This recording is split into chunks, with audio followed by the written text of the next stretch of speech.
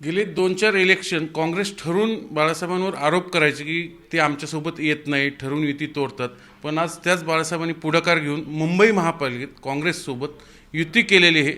त्यामुळं पहिल्यांदा बाळासाहेबांनी 2 पाऊल पुढे येऊन काँग्रेससोबत युती तर केलीच, पण इतर ठिकाणी भाजप वगळता इतर ठिकाणी ज्या स्थानिक आघाड्या आहेत, जसं जसं ॲडजस्टमेंट म्हणजे शक्य होईल तसं ते पहिल्यांदा वंचित एक बेरजेचं राजकारण करताना आपल्याला पाहायला मिळतं. म्हणून ही सकारात्मक बाब म्हणता येईल. पहिल्यांदा स्वागत तुमचं बाळासाहेब. मला सांगा, पहिल्यांदा वंचित हे सकारात्मक पाऊल घेते, खूप चांगली गोष्ट. ते काँग्रेस पार्टी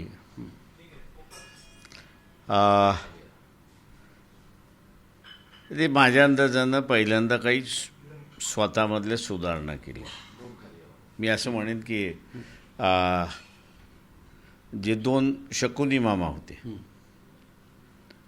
आम्ही त्यांच्याबरोबर जाणार नाही ही भूमिका घेतली. कोणते? हा, ज्यांच्याबरोबर जाणार नाही ते शकुनी मामा आहेत.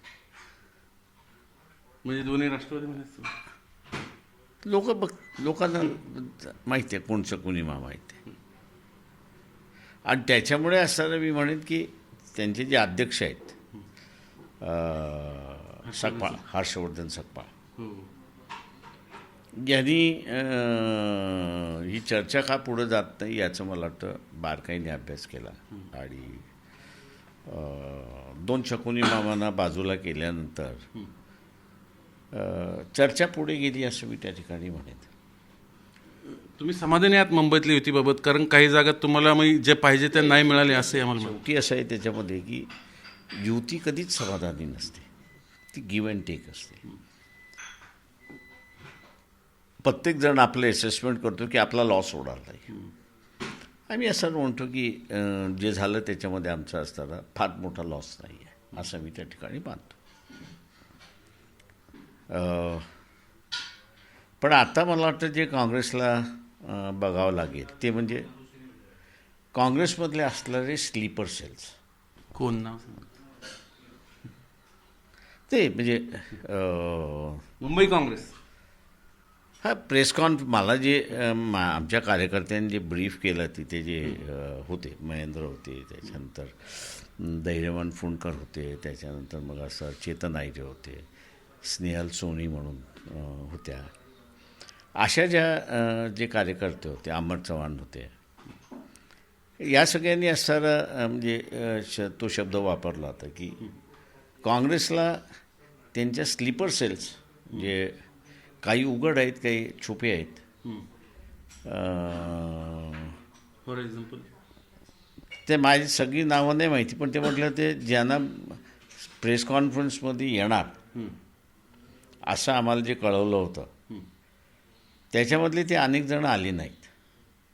म्हणजे मुंबई काँग्रेस कोण बघतं? तर वर्षा गायकवाड बघतात, उघड आहे. ते मला माहीत नाही, त्याच्या मला नावं माहीत नाही त्याच्याबद्दल, आणि मी काही तेवढी चौकशी केली नाही. तेव्हा त्यांनी असताना मला सांगितलं की काँग्रेसमधले स्लीपर सेल्स पत्रकार परिषदेला आले नाहीत. आणि त्यांनी असं सांगितलं की हे काँग्रेस पक्ष ह्या स्लीपर सेलचा जोपर्यंत बंदोबस्त करत नाही तोपर्यंत ज्या प्रमाणात यश काँग्रेसला मिळालं पाहिजे ते मिळालं नाही, तर त्याला स्लीपर सेल जबाबदार असेल असं त्यांनी वक्तव्य केलं होतं. काल हर्षवर्धन सपकाळांना प्रश्न विचारला गेला की तुम्ही कसं काय जुळून आणलं? मग इतक्या वर्षात एवढ्या स्टॉलर्स काँग्रेस नेत्यांना जमलं नाही, तर त्यांनी आडनावाचा संदर्भ दिला. मग इथं योगायोग म्हणा किंवा इंटरेस्टिंग आहे. तुम्ही सगळं आता इथून पुढं कसं बघतं, कसं घेऊन झाले? ते मी तुम्हाला सांगितलं ना की ठीक आहे की त्यांनाही राजकीय वाचायचं आहे त्याच्यामध्ये. त्याच्यामुळे मी असं म्हणेन की त्यांनी शकुनी मामा आणि स्लीपर सेल्स यांचं जे काही ओळखून डावपेच टाकले त्याला आम्ही असं एक सकारात्मक चर्चा घडवून मुंबई, मी जे नावं ज्यांची घेतली त्यांनी, म्हणजे धैर्यवान फुंडकर आहेत, त्याच्यानंतर महेंद्र आहेत, त्याच्यानंतर चेतन आयरे आहेत, अमरसिंग चव्हाण आहेत आणि स्नेहल सोनी, हे जे आहेत सगळे, या सगळ्यांनी असणारं एक चांगली भूमिका बजावत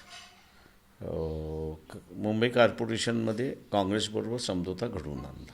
कसं फॉर्म्युला कसं ठरलं मी सर खरं तर जाहीर आहे पण तुम्हाला आणखीन काय अपडेशन? ते मला अपडेशन नाही, ते मी डिटेल्समध्ये काही जात नाही. ती त्यांनी वर्कआउट केलं आणि आता तुम्ही सांगताय की स्लीपर सेल प्रेस कॉन्फरन्सला आले नाही, आता तेच मुंबई काँग्रेसचं सगळं नेतृत्व करतायत असं एक बोललं जातं. मग ही युती कशी पुढे घेऊन जाणार? कारण इलेक्शन ते काँग्रेसने बघायचे, ते थोडे आम्हाला आहे.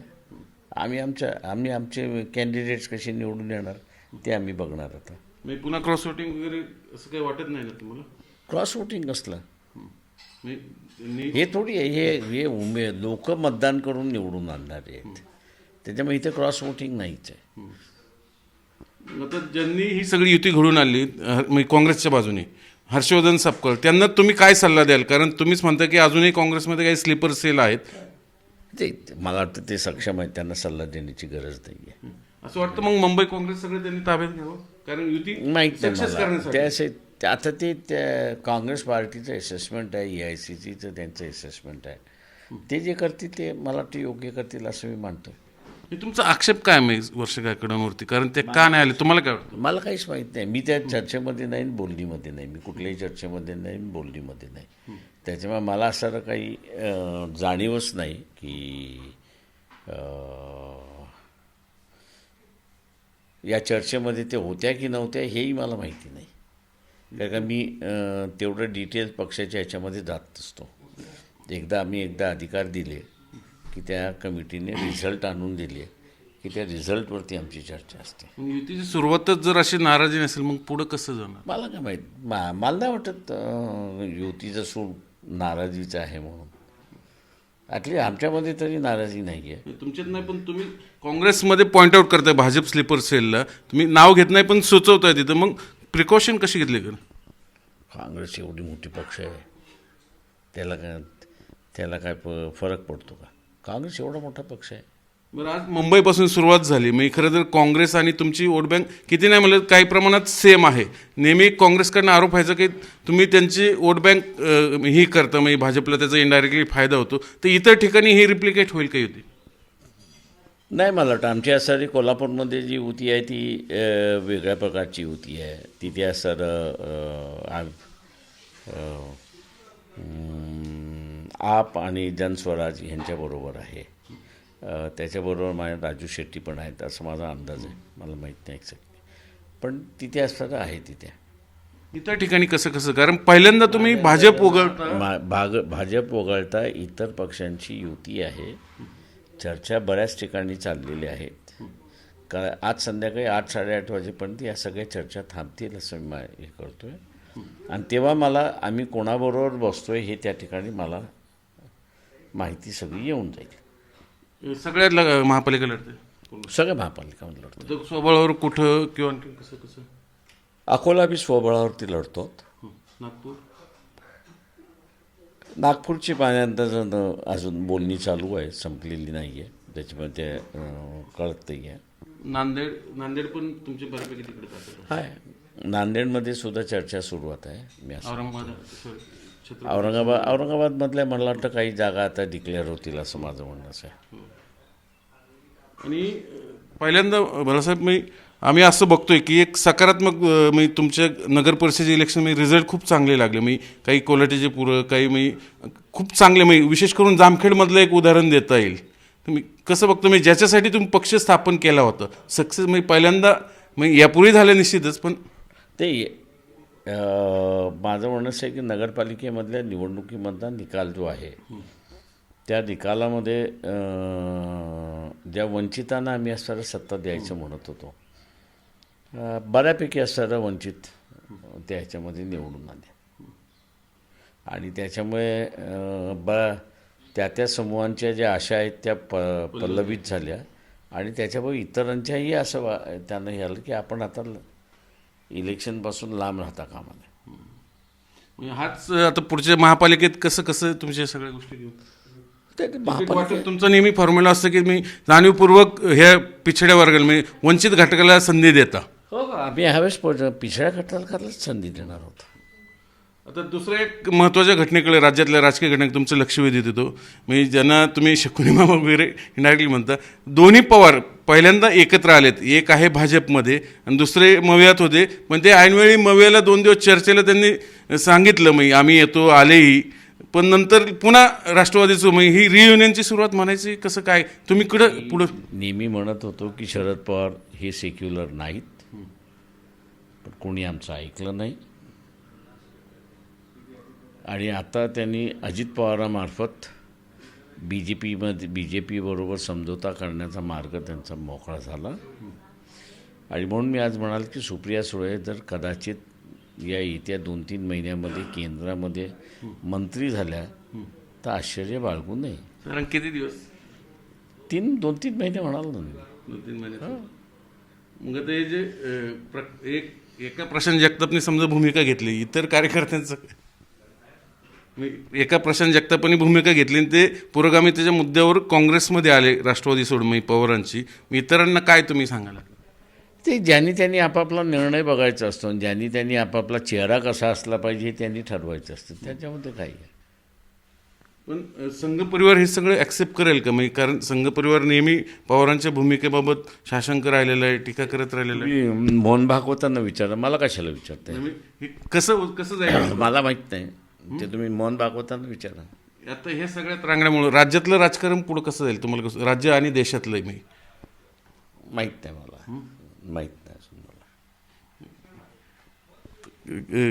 एकूण तुम्ही सातत्याने शरद पवारांचं राजकारण पाहिलेलं. म्हणजे 1998-99 साली पहिल्यांदा तुम्ही काँग्रेससोबत गेल्यानंतर 36 खासदार आणि तुम्ही सगळे चौघं, असं तर ही सुरुवात म्हणायची मुंबईची युती तुम्ही काँग्रेससोबतची. मी सर एवढंच म्हणेन की सीताराम केसरींनी ती युती घडवली होती आणि सीताराम केसरीला किकआउट करण्यात आलं होतं काँग्रेसनंतर.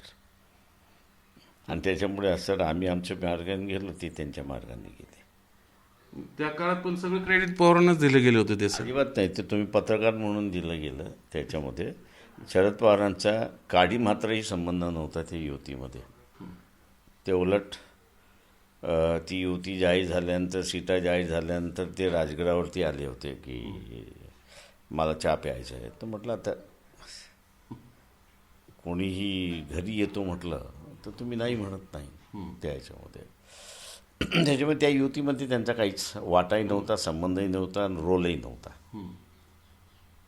मग आता भाजप विरोधी पहिल्यांदा मतं म्हणजे तुम्ही आणि काँग्रेस असेल किती नाही, एक तुमची वोट बँक थोडेफार प्रमाणात सारखी आहे. हे पुढं कसं घेऊन जाणार आहे सगळी सुरुवात? मलाही माहिती नाही कसं पुढे जाणार आहे. तर महापालिकेतलं यश तुम्ही कसं बघता? किती जागा असतील तुमच्या वंचितच्या साधारण? ते मला माहीत नाही, आता काही सांगता येत नाही, काही सांगता येत नाही.